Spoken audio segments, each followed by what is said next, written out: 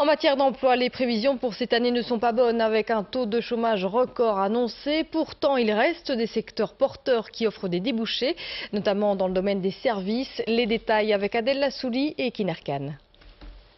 Si la Belgique a réussi en 2009 à amortir les effets de la crise sur le marché de l'emploi grâce au chômage à temps partiel et économique, il en sera autrement en 2010. Le très officiel Bureau du Plan estime que 75 000 personnes s'ajouteront aux 440 000 demandeurs d'emploi indemnisés par l'ONEM.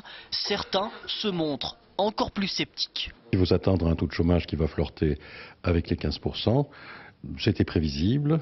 Le problème qui se pose, c'est que ce taux de chômage à 14-15% risque de durer et de devenir structurel. Ce qui veut dire qu'on doit évoluer dans notre conception de société. Paradoxalement, ces pertes d'emploi ne signifient pas forcément que les offres sur le marché vont diminuer. Actuellement, on compte quelques 57 000 postes vacants, dont une majorité en Flandre.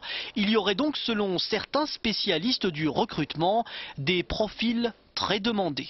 Il reste beaucoup de métiers prometteurs, comme les métiers dans le secteur médical, infirmières, aides-soignantes, docteurs, pharmaciens, les métiers dans la construction, plombier, électricien, carreleur, certains métiers dans l'artisanat, boucher, boulanger, les métiers dans l'informatique, helpdesk, architecte du web, etc. Donc il continue à y avoir pas mal de métiers avec beaucoup de potentiel.